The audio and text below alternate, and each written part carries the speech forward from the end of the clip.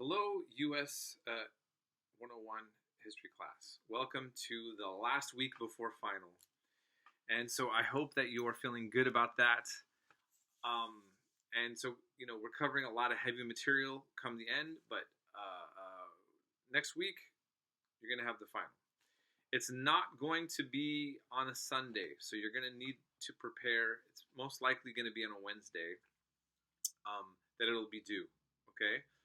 It's only going to be about the same amount of points and the same type of take-home exam, similar to what you had with the first exam, okay? And so you don't have to memorize large portions of material. You're going to need to do what I'm always asking you to do.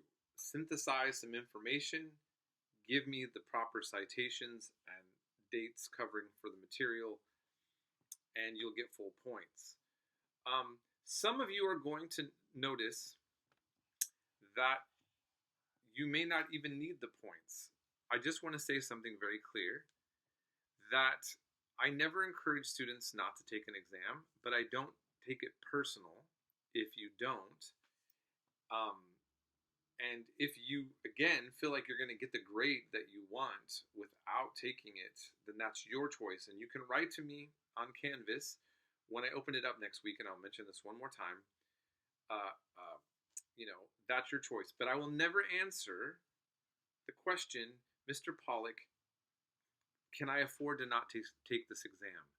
I'm not spending time on helping people individually figure that out. You can look at your grade on Canvas. You can see how the points add up. That's a choice that you make. I'm simply pointing out that I don't take it personal if you decide, not to do that. And if you still get an A, you earned the A.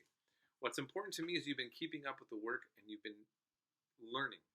Now, which leads me to the next part to what I'm going to have to say. That's really the simple information to tell you about the exam. I'm going to have an extra credit portion that's going to deal with having you answer something about what I'm going to be talking about right now in this announcement.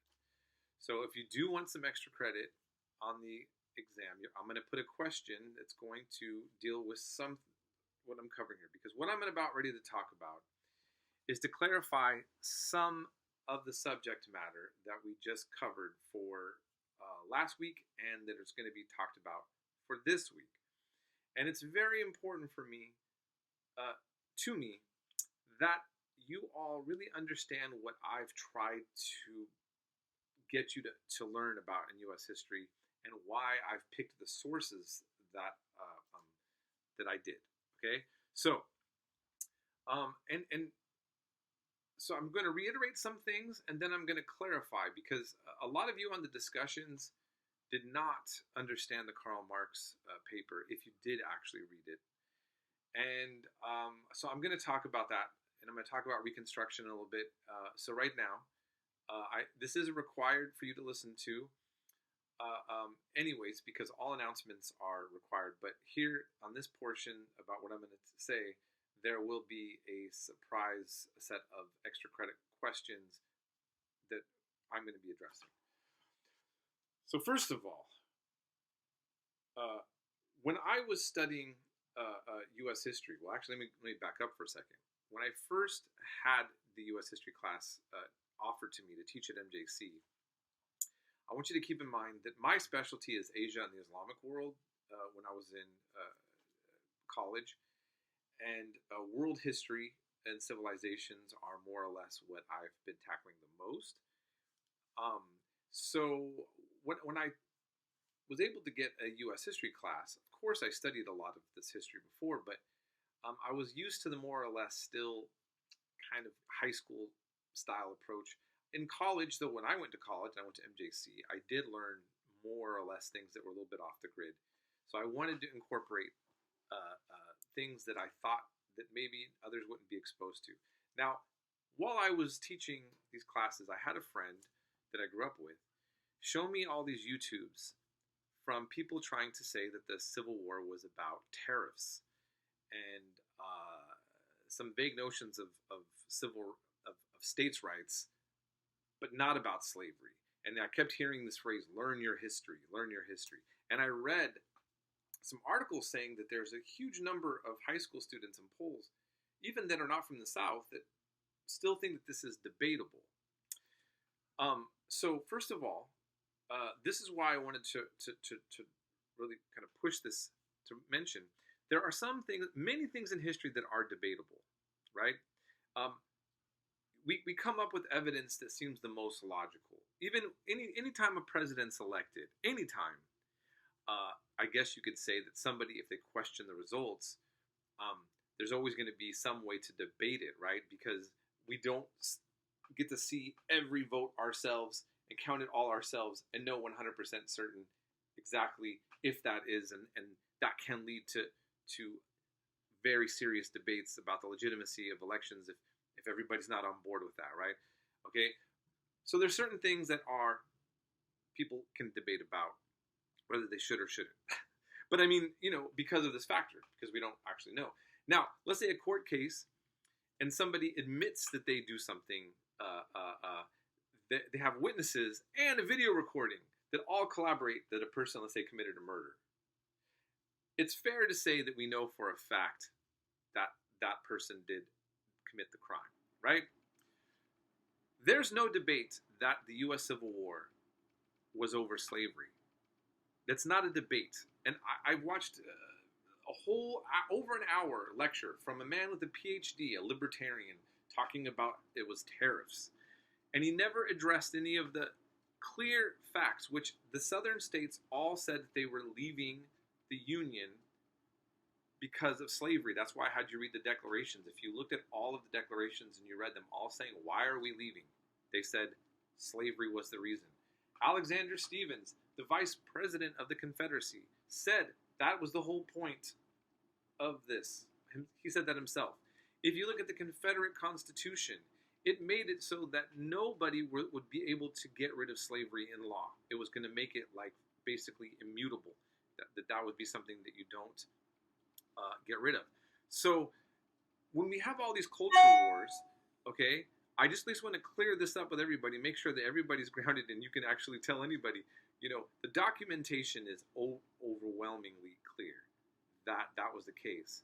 But how did we get to where we're at? Karl Marx actually made an interesting set of points in that article I had you read that a lot of you are not getting, which has led to the way that some intellectuals have been able to kind of reframework this in a certain way. So first of all, keep in mind that while Southern leaders were all saying that it was about slavery while the war was happening and before it was about to happen, because they lost, I think that you see immediately that Southern leaders were doing their best to reframe the Civil War, because if you lose over the idea that you wanted to own human beings, that makes you even sound worse. I don't know. For whatever reason, they started having a propaganda campaign to make it so that Americans would be basically gaslit into thinking that it was about something else.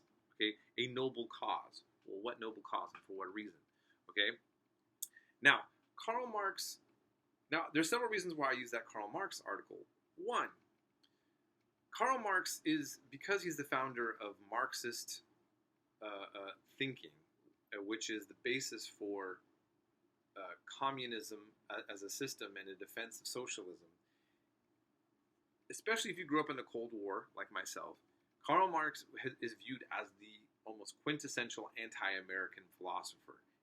You were taught that this is the guy who's trying to end everything about America. He's definitely the bad guy philosopher. Now, I'm not having a debate whether or not Marxism is good or not. I'm not even debating if Marx is good or not. I just think it's interesting that Karl Marx was so interested in the U.S. in the way that he was, and I think that this is fascinating. I have this book here, Karl Marx on America and the Civil War. It's a pretty thick volume, and he wrote as a foreign correspondent for a U.S. newspaper, very interested in the U.S. Civil War. Karl Marx was even considering immigrating to Texas, where there was a lot of German folks leaving Germany and living in Texas. Okay, and Marxism believes that history is progressive, and the reason why I'm just going to quickly tell you this is that Marxism teaches that capitalism is progressive. Let's say that if you're in a feudalistic society and there's a capitalist society, capitalism is better. But for Karl Marx, due to the contradictions and problems that are within capitalism, the next step would be socialism, and then the final dream step would be communism. So for Karl Marx, slavery as an institution was a historical problem.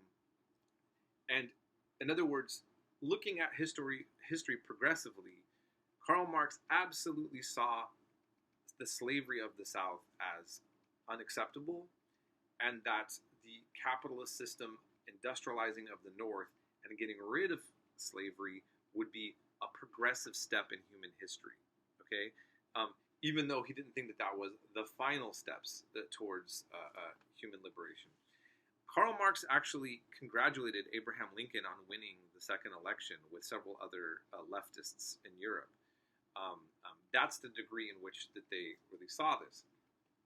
Now, Karl Marx, what he was trying to address, going back to this article, Europe. So keep in mind that Europe, there was debates about people coming in and helping the South. Remember, the Confederacy was facing economic isolation. They needed people to buy goods from them. They wanted all of that. And there were certain segments of European folks that were, maybe considering giving economic aid or keeping up business with the Confederacy. But the trend of the time in Europe was to be anti-slavery. At the time that we were fighting over this topic, Europeans as a general mood were anti-slavery. And that was happening even at the time of the revolution that we had, if you remember, right? Okay. But by the way, it has its own form of hypocrisy because, or I would say problem.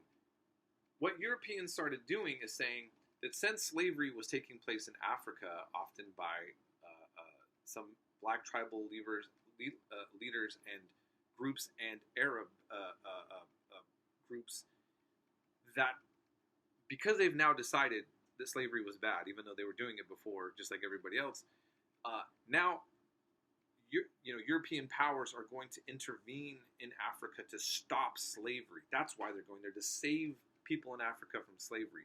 And of course, colonize them, extract their resources, and exploit them in terrible ways. So that's a whole other topic that I kind of address in my Western Civ and my World 107 class. Okay? But having said that, that was the trend to be against it. And so Karl Marx knows that if he can really get the European audience on board, that the South is totally pro-slavery, it messes with the current politics of Europe.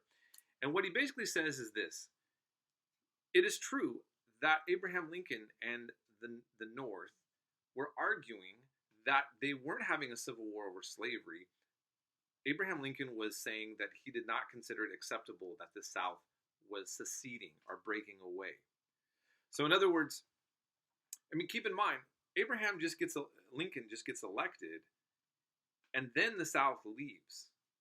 So he points out, okay, yes, to this day now, people point out that are trying to downplay the slavery part of the debate, is that Lincoln and the North were not making that a central part of the Civil War until like the end, right? But what the South said, so Karl Marx says is to European people that are reading, he says, keep in mind that while the North is saying that they're fighting to keep the South from breaking away, the South is leaving and they're telling everybody that they're breaking away because they want to keep slavery. So that's very clear. And so in fact that was true. Now the South were so confident that Abraham Lincoln was going to abolish slavery, they wanted to leave before it even happened. It's not quite clear in human history, had the South just let Abraham Lincoln get elected, that he would necessarily abolish slavery. That was certainly the mood in the country, but there was a lot of,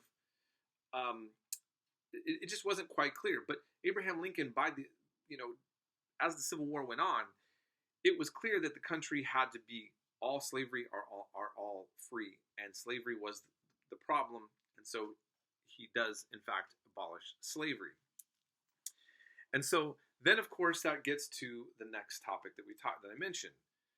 There was never a debate about whether it was racist or not.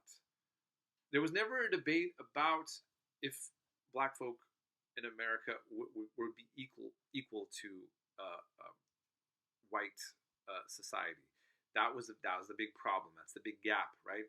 And so once slavery ends, much of the white North thinks that that's the end of the debate. It's the end of the problem. And there was a quick desire to just get everybody to make peace, which I know that sounds great, but of course, what it meant is that Reconstruction, as my instructor, one of my mentors said, was in fact the counter-revolution. In terms of the black communities of the South, it's going to almost become worse in some ways because Southern leaders are going to re-entrench themselves. The old masters are going to now become a new kind of boss.